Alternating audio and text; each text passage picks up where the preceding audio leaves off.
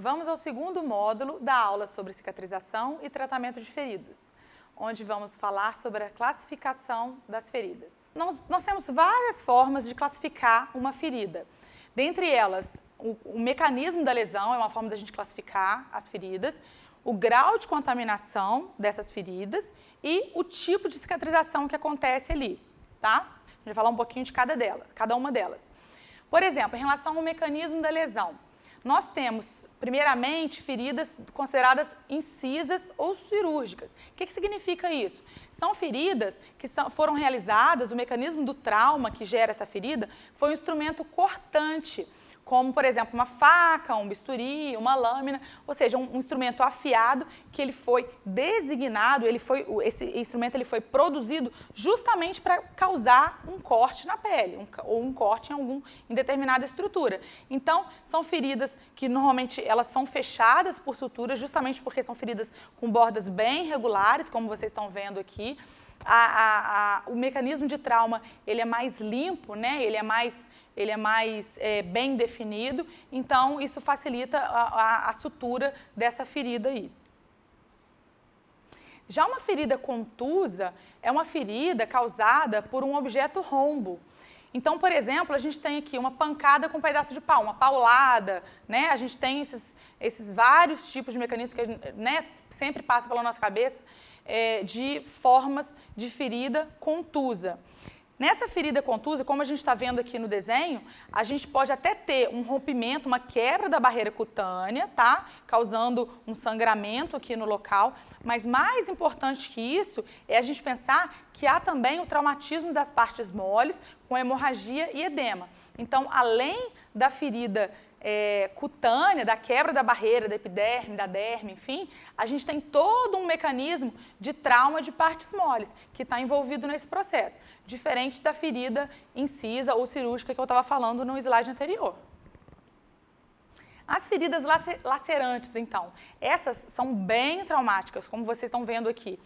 Elas têm margens irregulares e mais de um ângulo. Então, a borda da ferida, a região da pele que foi lacerada, ela apresenta as bordas bem irregulares, como vocês estão vendo aqui. Porque o mecanismo, o objeto que causou aquele machucado, aquela ferida, é algo mais traumático, não é tão afiado e tão designado justamente para aquela incisão, como é o caso da ferida incisa ou cirúrgica. Então, aqui há uma lesão por tração.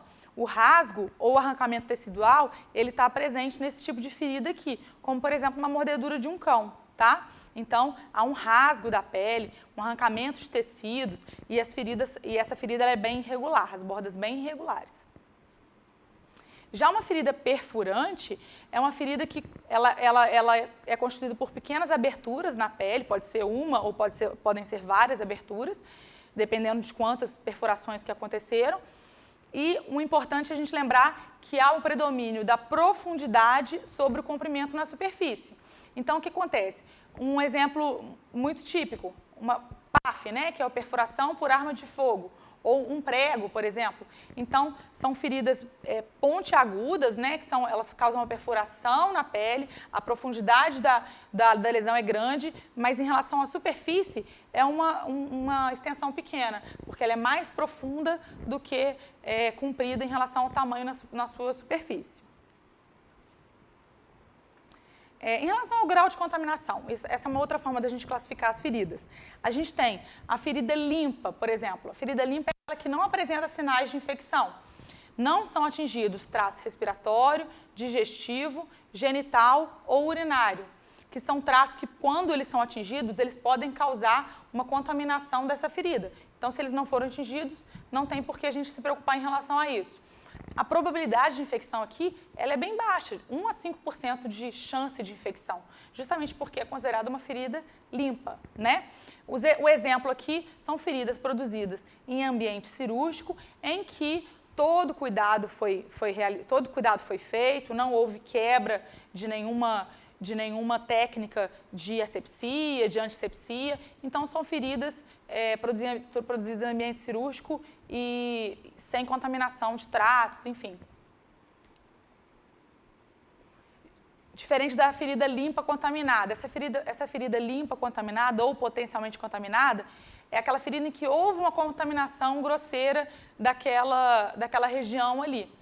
Por exemplo, um acidente com utensílio doméstico, né? Você está em casa manipulando uma faca, cortando um legume, por exemplo, você se acidenta com aquela faca.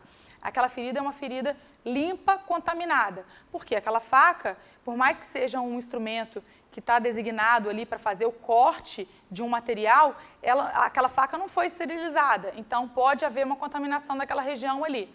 Cirurgias em que houve contato com os tratos respiratório, digestivo, urinário e genital, elas podem ser consideradas limpas, contaminadas ou potencialmente contaminadas, desde que a situação tenha sido controlada. Houve contaminação, houve contato com esse trato, com esses tratos aí, mas tudo sob controle, dentro de uma cirurgia sob controle. A gente vai falar, vocês vão entender no próximo slide qual que é a diferença para a cirurgia contaminada. Aqui, o risco de infecção é de cerca de 10%. Já na ferida contaminada, o que acontece? Em relação a uma cirurgia, a gente vê que, nesses casos aqui, a técnica asséptica ela foi totalmente desrespeitada. Então, houve um descontrole no contato com esses tratos, respiratório, digestivo, enfim. Houve esse contato com esses tratos citados, eles foram feitos de forma descontrolada. Então, a técnica asséptica aqui, ela é considerada desrespeitada. Então, a ferida já chega a ser contaminada. São feridas acidentais também, são consideradas aqui com mais de 6 horas de trauma ou que tiveram contato com terra e fezes. Também a gente considera que a ferida pode ser contaminada. E os níveis de infecção chegam a 20% a 30%, tá? Bem maior do que nos slides anteriores. Por último, a gente tem a cirurgia infectada, ou a ferida infectada. É aquela que há sinais nítidos de infecção. Então, aqui não é como a gente falou no slide anterior, o grau de infecção chega a 20%, 30%. Não, aqui há infecção, né? É uma ferida infectada. Então, como que a gente sabe que é ferida infectada? A gente observa a presença de material purulento no local, hiperemia importante, aumento da temperatura, então há um rubor, o calor local, pus saindo por essa ferida, então ferida considerada infectada. Em relação aos tipos de cicatrização, que é uma outra forma da gente classificar as feridas e a cicatrização. Aqui a gente tem a cicatrização por primeira intenção, cicatrização por segunda intenção e a cicatrização por terceira intenção. Isso é muito importante todo mundo saber e é importante também porque é cobrado em prova. Quando a gente fala de cicatrização por terceira intenção, também pode vir com o termo de cicatrização por primeira intenção tardia. Então, a gente tem que tomar cuidado para a gente não confundir esses termos aí. Primeira intenção tardia ou também chamada de terceira intenção. Vamos falar um pouquinho de cada uma delas. A cicatrização por primeira intenção é aquela mais fácil da gente entender, mais básica de todas. É aquela em que, por exemplo, um ambiente cirúrgico, a gente faz um corte na pele da pessoa e depois sutura as bordas da pele, né? Então, é a mais fácil da gente entender. As bordas são aproximadas, né? As bordas da ferida são aproximadas. A perda mínima de tecido, então, justamente porque é algo muito bem controlado e muito bem previsível. Não há infecção e o edema é mínimo, tá? E justamente pelo fato de não haver infecção, isso faz com que a gente possa suturar essa pele. Por que eu estou falando isso? Vocês vão entender daqui a pouco.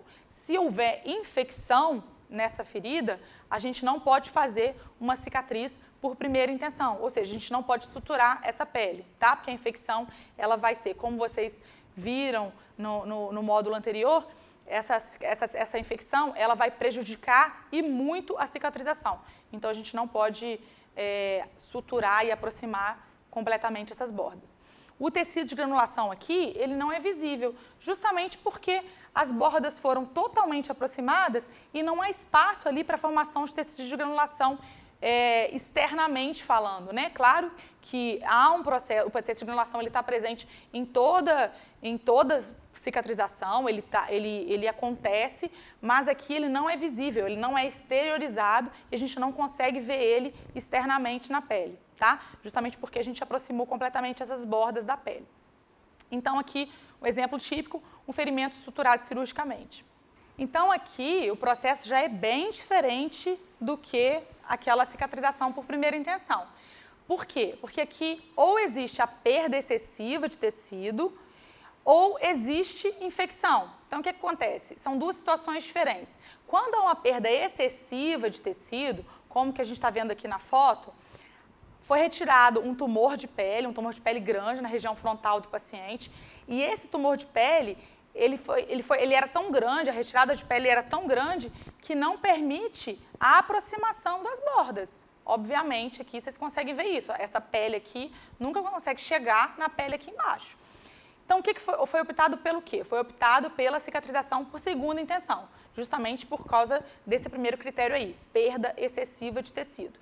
Então, como vocês estão vendo aí, a ferida começa a se epitelizar, então passa por todo aquele processo da cicatrização que a gente tinha falado, aquelas três fases, né? Fase inflamatória, fase proliferativa e depois a fase de maturação. Lembrando lá atrás, uma epitelização sempre centrípeta, ou começa a epitelizar da parte de fora em direção à parte de dentro da ferida, e aí, por fim, se dá um processo de cicatriz, que é uma cicatriz de segunda intenção.